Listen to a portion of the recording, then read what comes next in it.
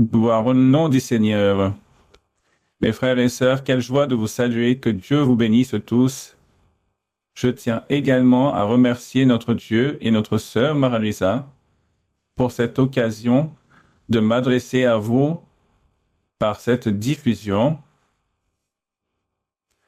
Eh bien, nous sommes si heureux avec le Seigneur, nous sommes si joyeux et si remplis d'émotion de voir sa puissance et merveilles. Nous saluons également les frères et sœurs qui se trouvent dans les 5 continents et d'ici à Bogota, dans notre quartier de l'église de la Colina. Nous vous saluons et nous pensons toujours à vous avec tout notre cœur. Gloire au nom du Seigneur. Nous vous aimons beaucoup, mes frères, et chaque jour nous prions pour vous tous. Et nous avons hâte que vous veniez nous rendre visite et que vous veniez ici en Colombie, à l'église de Bogota, où l'église du Seigneur a vu le jour en 1968. Nous allons lire dans nos Bibles. Lisons dans le livre de Genèse, dans le chapitre 17. Genèse chapitre 17. Nous allons lire les versets 5 et 6. Et nous allons réaliser cette lecture pour l'honneur et la gloire du Seigneur. On ne t'appellera plus Abraham, mais ton nom sera Abraham, car je te rends père d'une multitude de nations. Je te rendrai fécond à l'infini. Je ferai de toi des nations, et des rois sortiront de toi. Amen. Louange à notre Créateur. Vous pouvez prendre place, mes frères et sœurs. Et le titre de l'enseignement d'aujourd'hui, c'est que nous devons prendre soin de la couronne de gloire. Voici, il s'agit du titre de l'enseignement. Et pour expliquer en quoi consiste la couronne de gloire, telle que nous devons prendre soin, il est important, et c'est très beau, de commencer par la vie d'Abraham. Pourquoi Abraham a-t-il reçu cette promesse de Dieu? Parce que de lui, comme nous avons lu dans le verset 6, Dieu a promis de faire d'Abraham des nations, et cette promesse s'accomplit aujourd'hui. C'est pourquoi aujourd'hui l'Église se trouve sur les 5 continents, et tous nos frères et sœurs aiment le Seigneur, et tous nous nous sommes convertis et nous aspirons à être enfants de Dieu. Gloire au Seigneur. Mais aussi, il y a la promesse qu'en plus de l'Église présente dans toutes les nations, des rois viendraient. Et les rois sont ceux qui portent des couronnes. Et c'est de là que provient la bénédiction.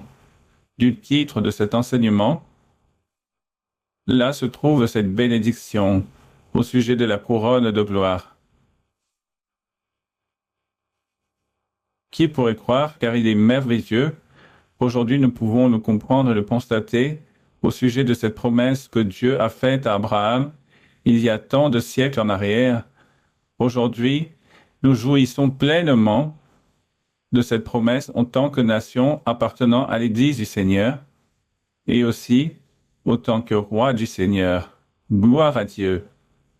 Le Seigneur a fait quelque chose de merveilleux lorsque l'Église a commencé ici en Colombie avec notre sœur Marie-Louisa dans une expérience qu'elle a vécue lorsqu'elle visitait ces prophétesses qui appartenaient à des confessions différentes, et l'une d'elles a dit à la sœur qu'une jeune femme viendrait chez elle pour l'aider, et cette jeune fille serait d'une grande bénédiction pour la sœur Marie-Louisa et sa famille. Et effectivement, Dieu a accompli cette révélation car cette jeune femme est arrivée et celle-ci a reçu le baptême avec le Saint-Esprit. Elle a également reçu le don de la prophétie, le don de vision. Comme elle le raconte dans le livre d'expérience que vous avez lu, gloire au Seigneur.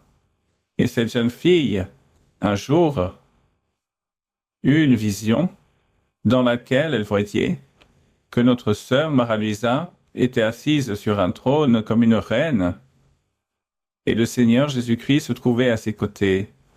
Le Seigneur Jésus l'a revêtue d'une robe de pierres précieuses, et en plus lui posait une couronne sur sa tête.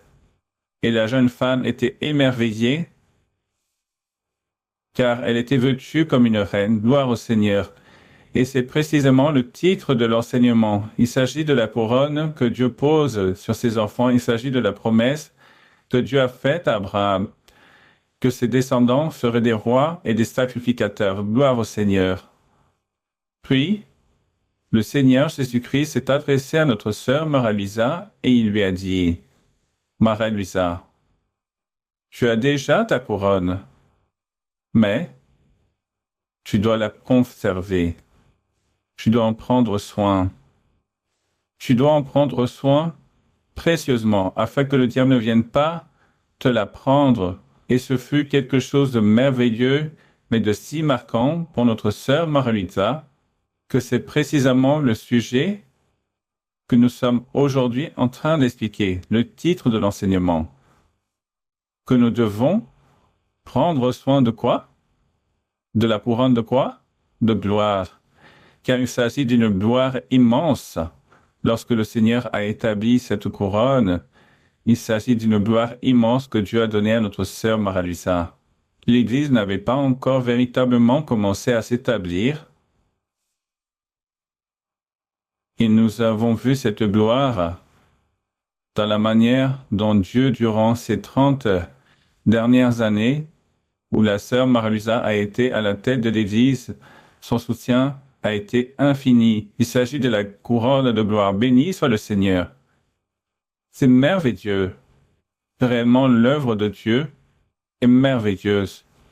Et dans la Bible, l'histoire raconte au sujet de cette couronne de gloire dans le livre des Lamentations. Après le livre de Jérémie, nous trouvons les Lamentations de Jérémie. Et parmi ces lamentations qu'il raconte, au sujet de comment le peuple a échoué, Jérémie a écrit toutes ces paroles. Dans le livre des Lamentations, chapitre 5, mais avant de commencer à lire, j'aimerais expliquer la chose suivante. Après Abraham, Dieu appela le peuple d'Israël et Dieu voulut que ce peuple puisse être une nation sainte, éloignée du péché, et que cette nation devienne une lignée élue, un trésor très précieux de rois et de sacrificateurs. Gloire à Dieu. Le Seigneur a donc posé des couronnes sur leur tête étant vivants, car Dieu les a appelés pour être rois et sacrificateurs. Et le Seigneur avait donc mis à part les rois et les sacrificateurs. Et au peuple aussi, il lui a donné beaucoup de gloire, car Dieu a réalisé de grands miracles, des miracles extraordinaires. Qu'il s'agissait de la couronne qu'il portait en faisant tous ces miracles, des prodiges merveilleux, de cette manière si parfaite, de la manière comment Dieu les orientait et les soutenait. Jérémie le savait. Le peuple avait une couronne. Et le peuple avait donc cette bénédiction, mais il venait de la perdre à cause de leur péché. Car lorsque l'armée du roi de Babylone arriva, Jérusalem tomba. Et voici ce que raconte le prophète Jérémie ici dans ses lamentations. Dans le chapitre que je vous ai mentionné, le chapitre 5, au verset 16. La couronne de notre tête est quoi? la couronne est tombée, la couronne de notre tête. Cela signifie qu'ils savaient qu'ils portaient cette couronne, qu'ils avaient ces bénédictions, qu'ils avaient cette gloire. Mais ensuite, Jérémie, attristé, exprime par l'Esprit: malheur à nous parce que nous avons péché. La raison pour laquelle ils ont perdu cette couronne merveilleuse fut à cause du péché. Et de cette façon, cela nous enseigne aujourd'hui que Dieu nous donne la couronne dans cette vie. Les gens pensent souvent que la couronne de gloire est donnée après la mort, la couronne de vie. Il existe aussi une couronne de vie qui est donnée après la mort. Mais Dieu nous a enseigné que nous, autant qu'Église, aujourd'hui nous pouvons recevoir cette couronne de gloire. Alléluia. Et qui sont ceux qui aspirent à recevoir cette couronne de gloire? Nous allons donc demander au Seigneur qu'il nous accorde cette couronne de gloire, que nous puissions tous avoir cette merveilleuse bénédiction de la part de notre Dieu, cet honneur. La couronne symbolise cette gloire, cet honneur, cette bénédiction de Dieu, ces fruits, cette connaissance, cette perfection, ce bon exemple que le peuple de Dieu donne, ce rayonnement que Dieu fait briller son peuple. Louange au Seigneur, qu'il en soit ainsi pour nous. Jérémie était profondément attristé, c'est pourquoi ce livre s'appelle Lamentation. Il s'agit d'une grande tristesse et d'une lamentation que la couronne est tombée de nos têtes, alors qu'ils la portaient dans leur vivant. À cause du péché, ils l'ont perdue. C'est pourquoi nous devons préserver la couronne de gloire et s'abstenir de péché, ne pas pratiquer le péché. Il y a aussi un autre verset dans la Bible. Je m'en souviens de l'histoire d'une personne aussi, qui au début de l'Église eut de merveilleuses visions, et dans l'une de ces visions, la personne qui vivait cette vision disait: je vois le Seigneur Jésus-Christ vêtu d'une tunique de pierres précieuses. Il veut te la donner, mais il dit qu'avant cela, tu dois faire la volonté de Dieu et observer tous ses commandements. Et là, il posera sur toi cette tunique. Que s'est-il passé avec le temps? Avec le temps, cette personne n'est pas revenue à l'Église. Ce qui signifie, pour qu'on puisse recevoir cet habit complet, cette tunique remplie de pierres précieuses, cet trône où Dieu veut nous faire asseoir, cette couronne de vie et de gloire, nous devons vivre une vie complètement nous adonnée à Dieu, une vie remplie d'obéissance, de vouloir faire la volonté du ciel. Que Dieu nous aide pour que nous puissions y réussir, pour que nous puissions avoir cet habit complet. Qui veulent recevoir cet habit complet? En incluant la plus grande bénédiction, la couronne. Gloire au Seigneur. Que Dieu nous accorde cette couronne dans cette vie. Et aussi la Bible enseigne dans le livre de Job, dans le chapitre 19, que Job a vécu une expérience dans laquelle il a démontré qu'il savait parfaitement qu'il avait une couronne. Il savait que Dieu avait posé une couronne sur lui, car Dieu lui avait montré que cela était ainsi. Et c'est pour ce motif ici, dans Job 19, Job était très triste, comme la même situation que Jérémie. Il disait: cela n'est pas possible. Dieu m'a enlevé ma couronne. Il pensait qu'à cause de tout ce qui lui était arrivé, il ne comprenait pas qu'il s'agissait d'une épreuve qu'il était en train de traverser, mais plutôt qu'il s'agissait d'un châtiment de Dieu et que Dieu l'avait rejeté. Et la première chose qu'il a fait, c'est ôter cette dignité, cette couronne, cet honneur, cette grâce de Dieu. C'est pourquoi il s'était exprimé ainsi dans Job 19. dans le verset 9, voici ce qui est écrit. Il m'a dépouillé de ma quoi? Regardez qu'il parle de la couronne de gloire, car il nomme la gloire. Et ensuite, nous avons parlé de la couronne.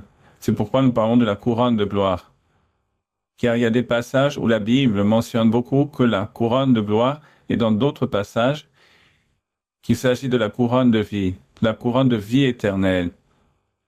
La couronne que Dieu aussi va nous donner après notre mort. Car nous voulons tous aspirer à la recevoir. Gloire au Seigneur. Il s'agit de 2 couronnes, mais une couronne que Dieu nous donne étant vivant, et celle-ci nous voulons aussi obtenir. Gloire au Seigneur. Nous voulons tous que Dieu nous aide énormément, qu'il nous aide à aller de l'avant, qu'il ne nous laisse pas tomber dans le piégé ou dans la tentation, dans les choses mauvaises, que Dieu nous purifie. Nous voulons que Dieu nous purifie de toute contamination, de toute souillure, qu'il nous bénisse, afin que nous puissions lui plaire en tout et obtenir cet honneur, cet appui de Dieu, obtenir la bénédiction de Dieu. Puis, il est écrit dans le chapitre 19, verset 9 de Job, « Il m'a dépouillé de ma quoi? De ma gloire. » Nous sommes en train de parler de la même chose. Il a enlevé la couronne de ma tête. Voici ce que Job pensait. Mais il était un homme juste, rempli de patience. Il a même été récompensé par Dieu, il a triomphé, malgré cette grande épreuve. Il a gardé sa couronne. Job est un grand exemple, que nous devons aussi de la même façon, nous devons prendre soin de la couronne de gloire. Béni soit le nom du Seigneur. Et Dieu lui avait donné la couronne, car la Bible raconte, dans Job 1, que nous n'aurons pas le temps de lire, que Job était un homme intègre, éloigné du mal, un homme qui craignait Dieu, c'est pourquoi Dieu lui avait donné la couronne. Et je m'en souviens aussi d'un témoignage d'un frère, un homme qui était rempli de prospérité, mais Dieu l'a mis à l'épreuve. Et dans un âge avancé, on lui a diagnostiqué un cancer très agressif. Et le frère a donc été soumis à des chimiothérapies, et lors d'une de ces séances, les médecins ont omis de lui administrer des analgésiques pour calmer la douleur, et le frère raconte que c'était des douleurs indescriptibles, mais le frère, lorsqu'il expérimentait cela sans savoir ce qui lui arrivait, il a commencé à prier le Seigneur. Et il dit, « Seigneur, aide-moi, aie pitié de moi, je n'ai que toi à mes côtés. » Il n'a pensé qu'à Dieu.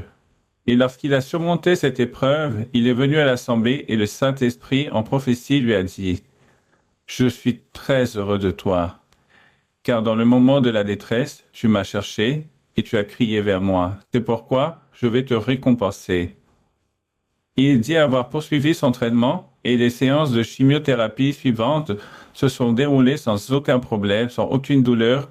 Et aujourd'hui, il est complètement guéri et il est complètement béni spirituellement que matériellement. Sûrement le Seigneur l'a récompensé, car la couronne est invisible. Mais lorsque nous surmontons les épreuves et lorsque nous demeurons fidèles à Dieu, que nous l'aimons et que nous nous adonnons à lui, et que nous ne péchons pas, Dieu nous récompense. Et l'une des plus grandes récompenses, prix et triomphe malgré que nous ne méritons rien, c'est que Dieu nous donne cette couronne. Béni soit le Seigneur. Oh Dieu, donne-nous ces couronnes, à tous, Seigneur, afin que nous puissions tous les obtenir dans cette vie et après la mort.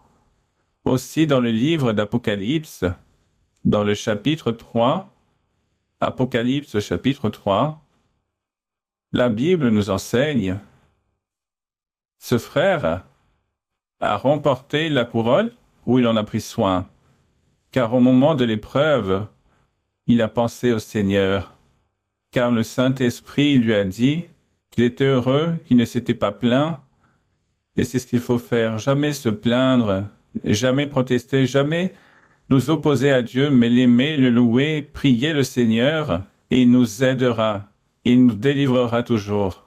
Dans Apocalypse 3, verset 11, il est écrit dans la Bible, « Nous sommes prêts? Je viens bientôt. Retiens ce que tu as, afin que personne ne prenne ta couronne. » Gloire à Dieu. Il s'agit encore du même sujet. Gloire au Seigneur. Ici, le Seigneur Jésus est en train de dire à cette Église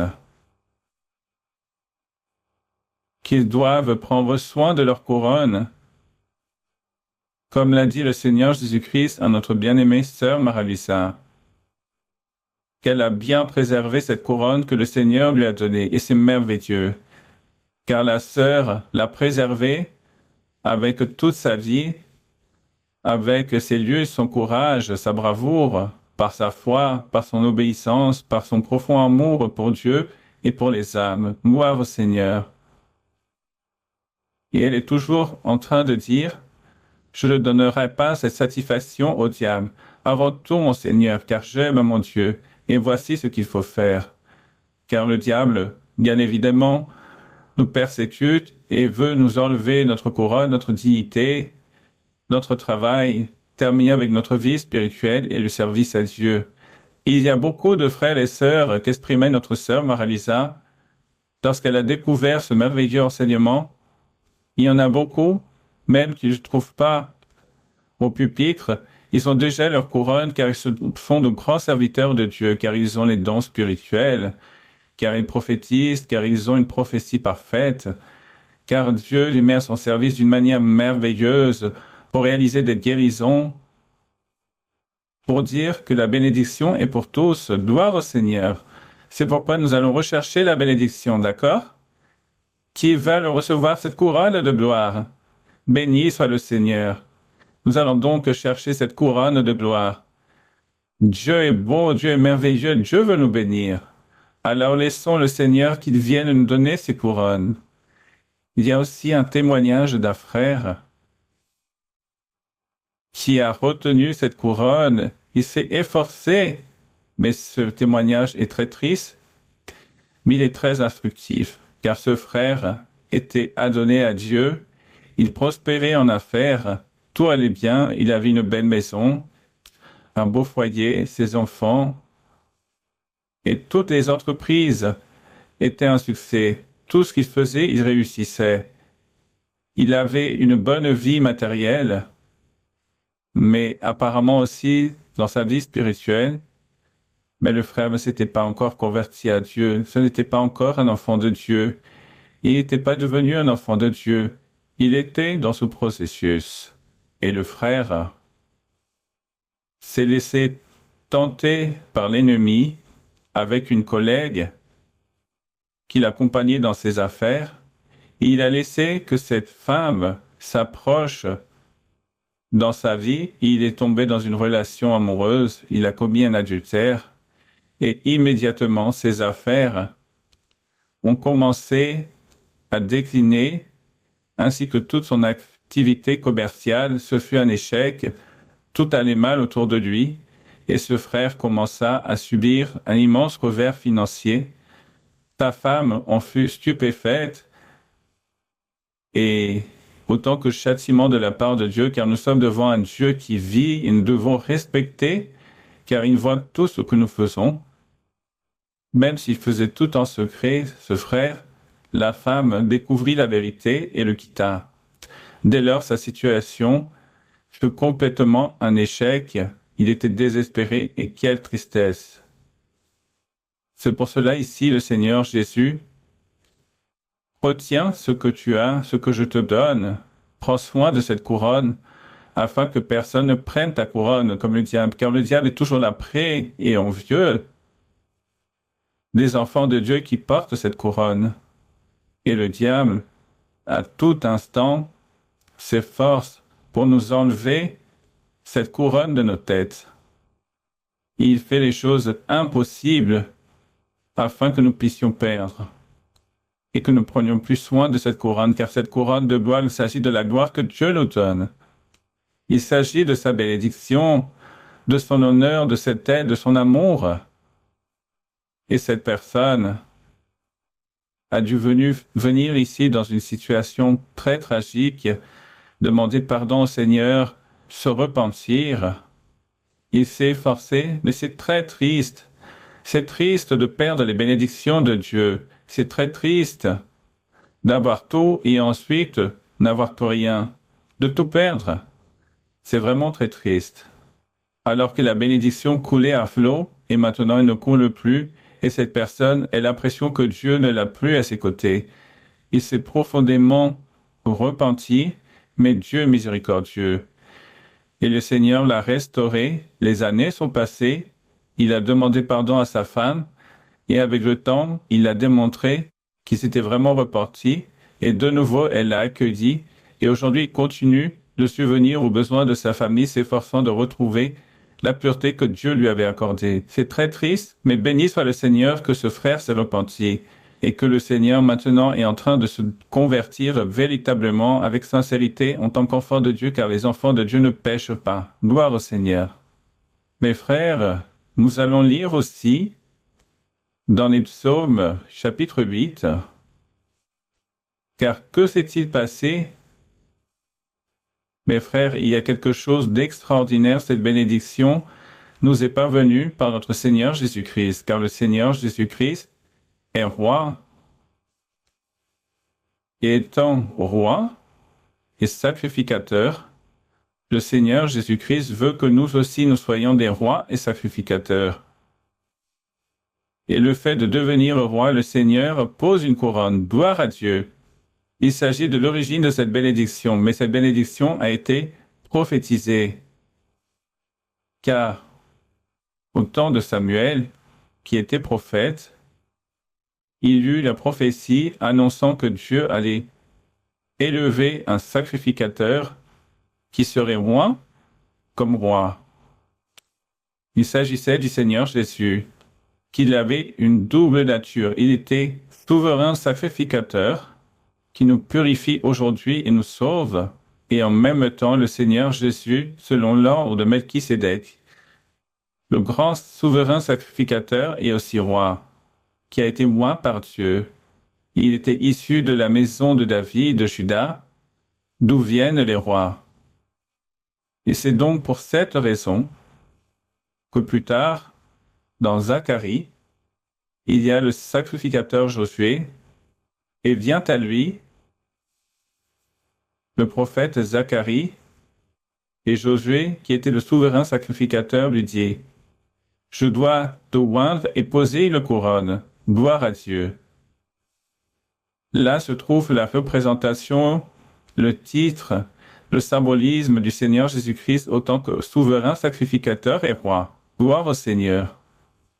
Car en prenant le souverain sacrificateur, en posant une couronne sur lui, et en disant qu'il bâtirait la maison du Seigneur, il parlait du Seigneur Jésus-Christ. Gloire à Dieu.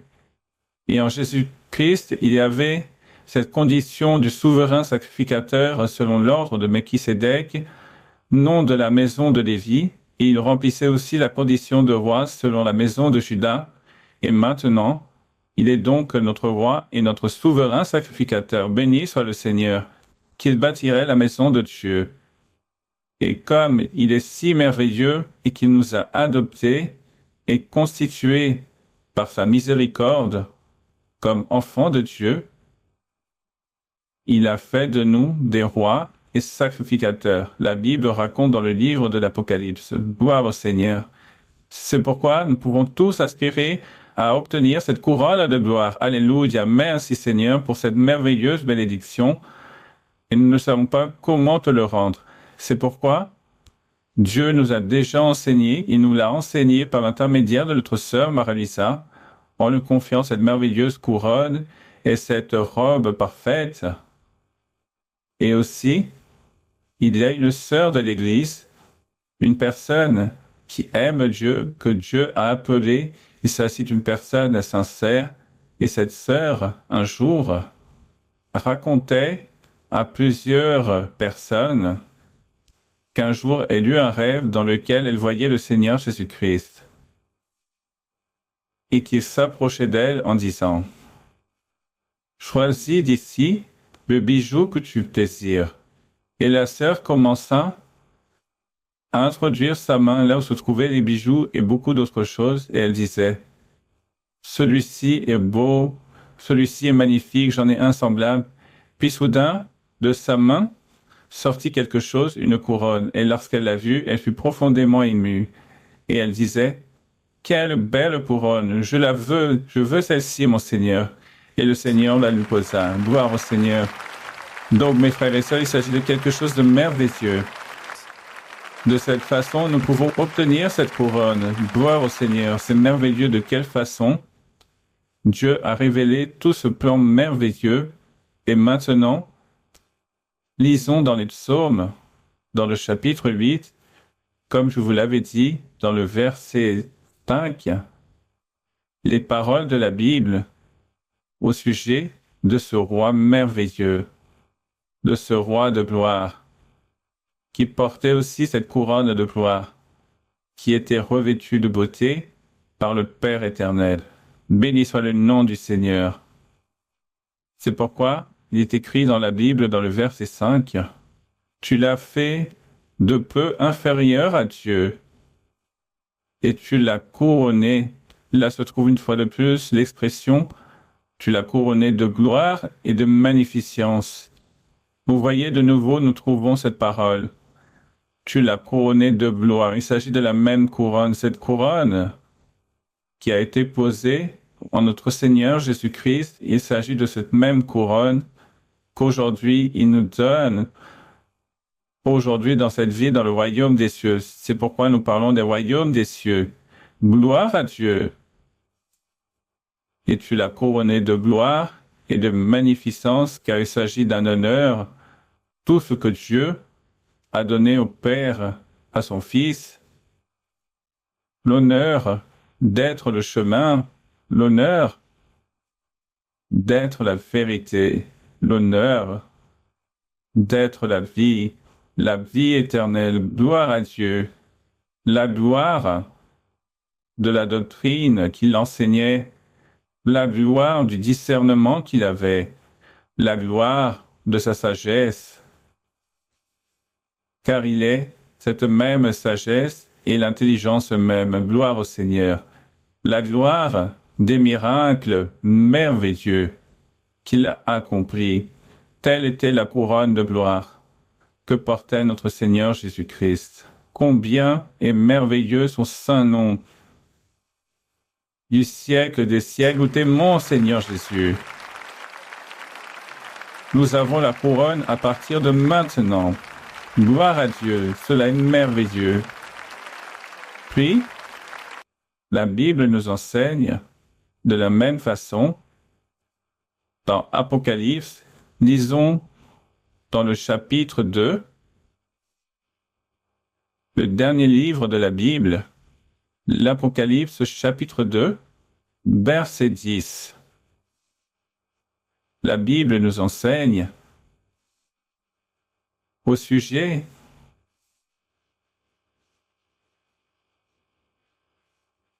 de notre vie en le Seigneur. Il s'agit d'une vie où Dieu nous met à l'épreuve de multiples manières pour éprouver notre amour pour lui, notre foi, notre obéissance.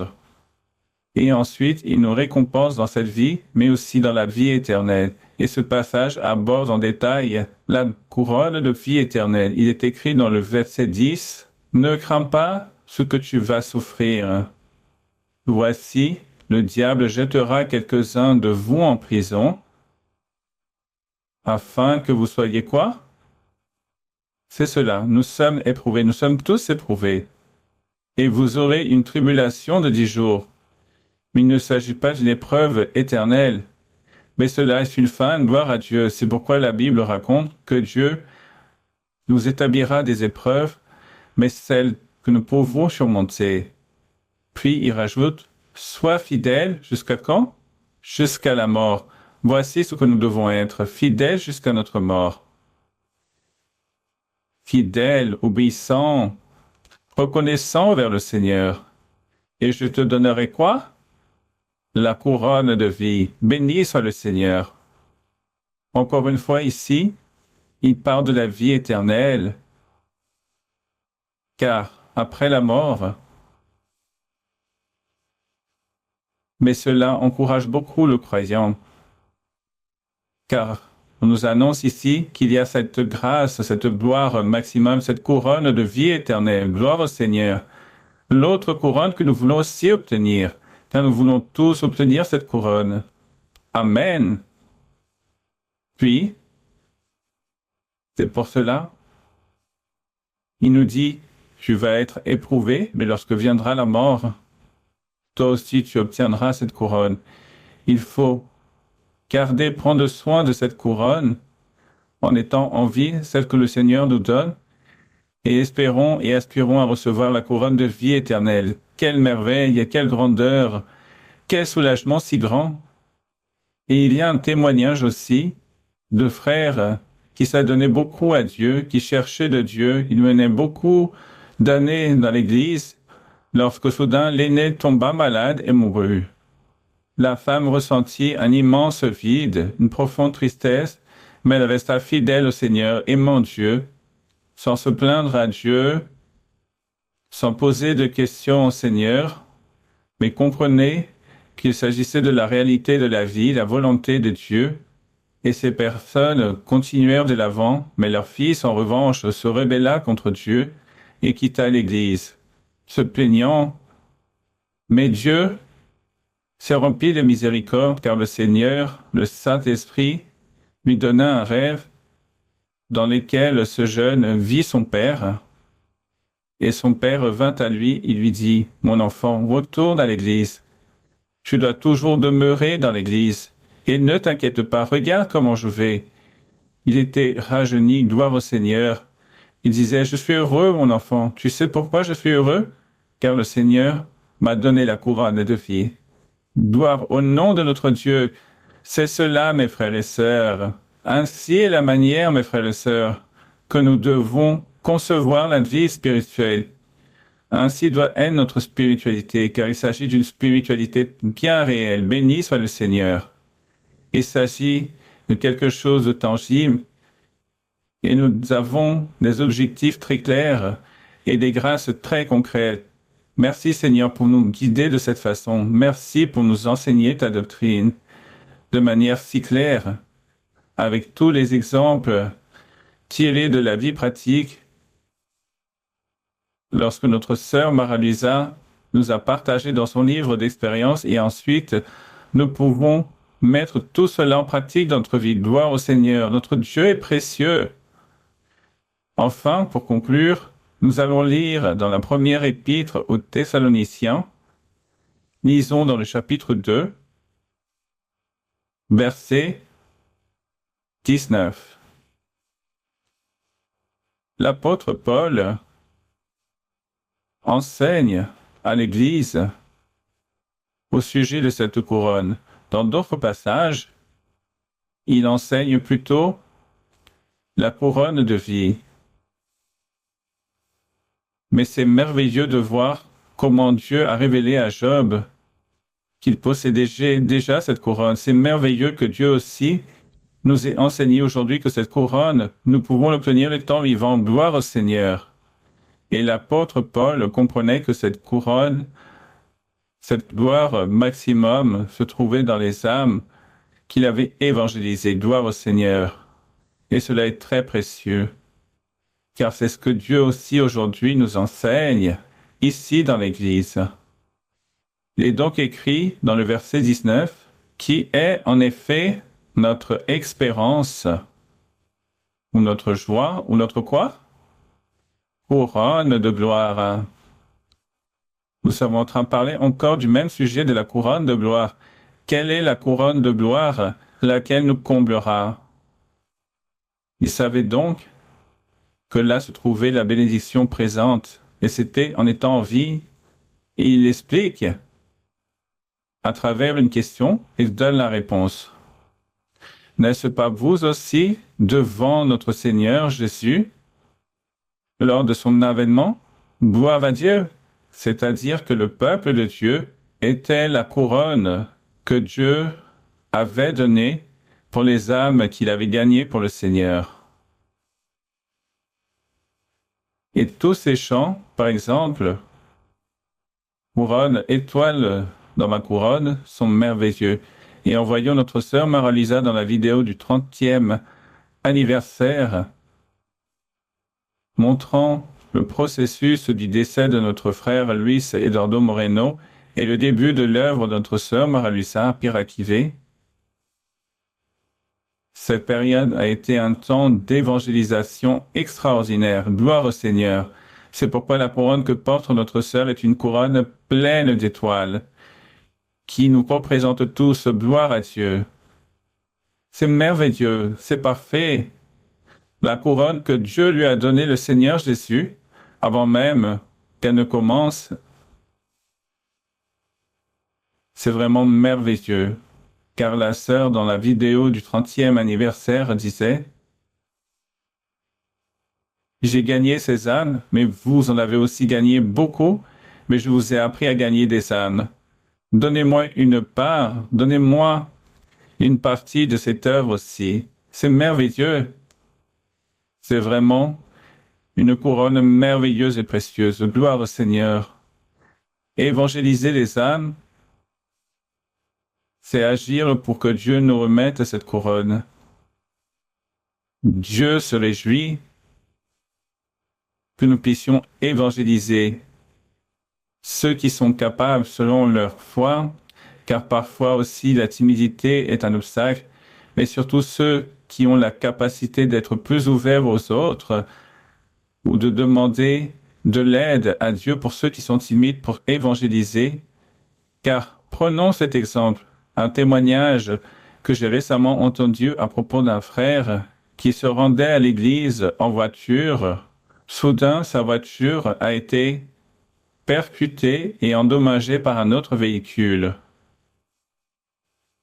Lorsqu'il a pensé que l'autre conducteur était coupable, il a découvert que cette personne était complètement désespérée.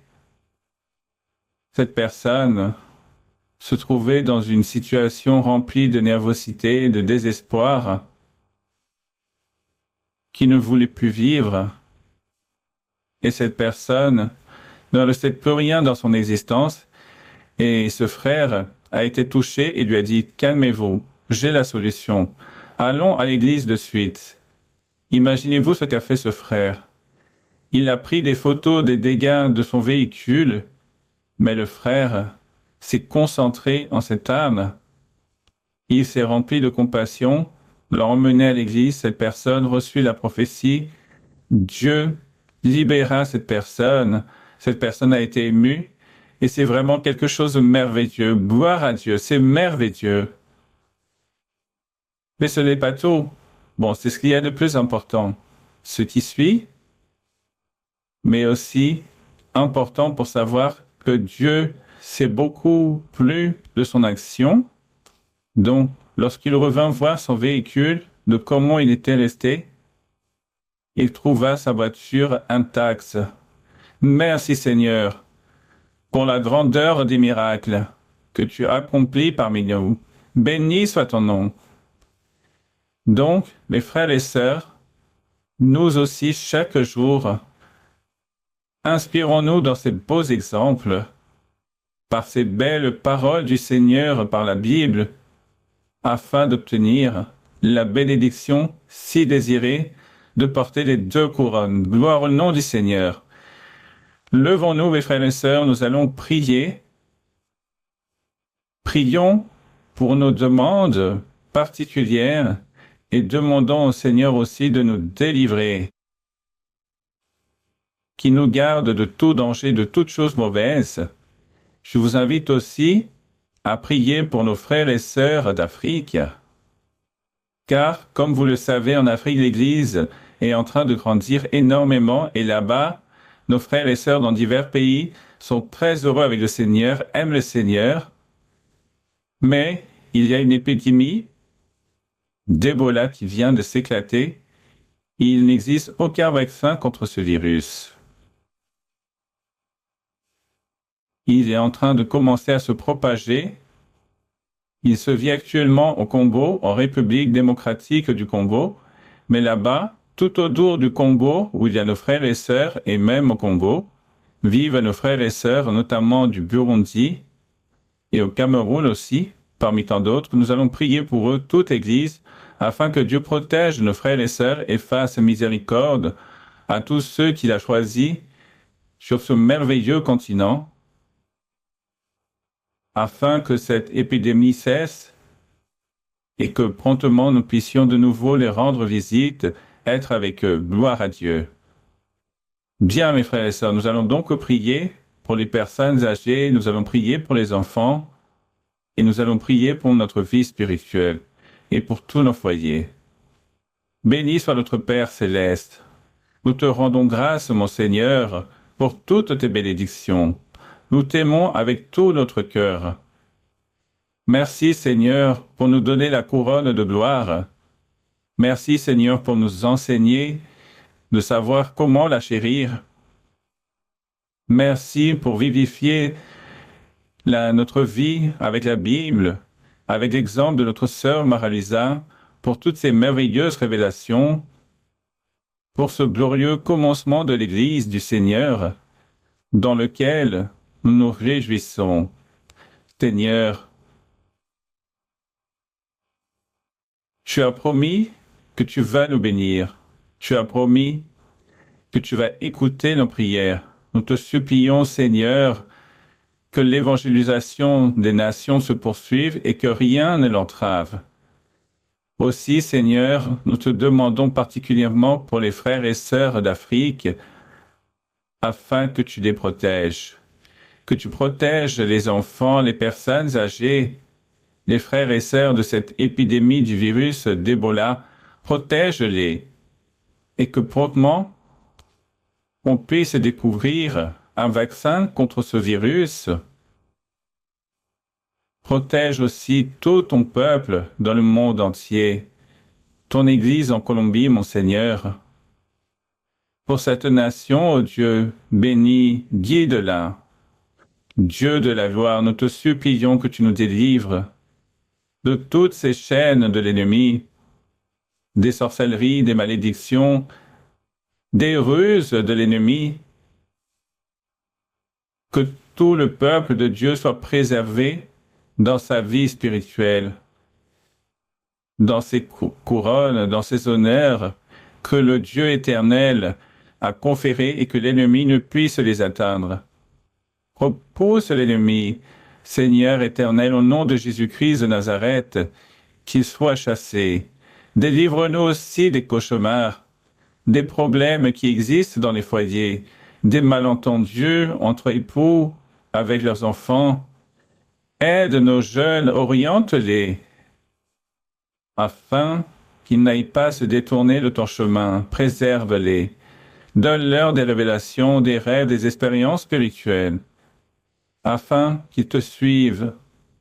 Aide les personnes âgées qui se trouvent malades à cause de toutes ces maladies. Dans toutes ces maladies des os, Dieu de la gloire, aide-les. Ne permets pas, Seigneur, que l'arthrose et toutes ces genres de maladies viennent les faire souffrir. Guéris tout ton peuple, donne-leur des capacités aux frères et sœurs qui se trouvent aussi dans des situations d'handicap, réalise des miracles. Donne-leur la vitalité, donne-leur les forces pour te servir, pour travailler pour toi. Et à nos enfants, libère-les de l'autisme, libère-les de toutes ces maladies, de l'anxiété, de la dépression. Glorifie-toi, Seigneur, dans ton Église. Bénis notre sœur Marie-Lisa. Donne-lui ta meilleure bénédiction. Nous te rendons grâce, Seigneur, pour ces 30 années, pour ton service de notre sœur bien-aimée, Marie-Lisa, qui se trouve face à l'Église, qui dirige ton Église. Seigneur de la gloire, accorde-lui une santé merveilleuse, une vitalité abondante et continue de la récompenser jour après jour. Et à nous tous, reste parmi nous, afin que nous ayons la liberté spirituelle et la facilité pour te louer, que nous puissions nous présenter devant toi pour une suprême louange, que nous puissions recevoir la puissance de Dieu, les dons spirituels parfaits, ainsi que le soutien de Dieu. Nous te rendons grâce, béni soit notre Dieu, combien nous t'aimons. Tout cela, nous te le supplions avec tout notre cœur et avec toute notre confiance en toi, Au nom du Seigneur Jésus-Christ. Amen. Louange au Roi de gloire. Nous allons, mes frères et sœurs, chanter le cantique 121. Nous ne céderons jamais. Ce cantique est merveilleux car il parle de la couronne. Gloire à Dieu.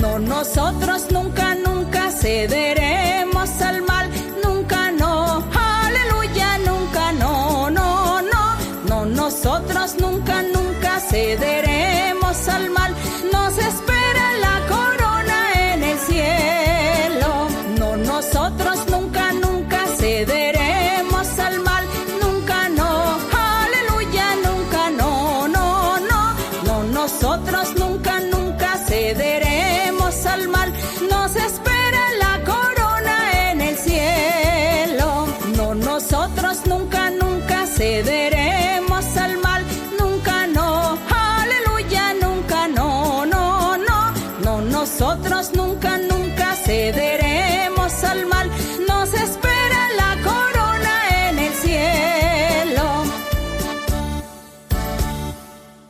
Gloire à Dieu, qui donne l'honneur et la gloire au Seigneur.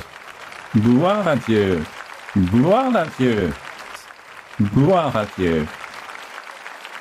Mes frères et sœurs, ce fut une grande joie de partager ce moment avec vous. Je vous embrasse tous très fort. Que le Seigneur continue de vous bénir. Merci beaucoup. Que Dieu vous bénisse.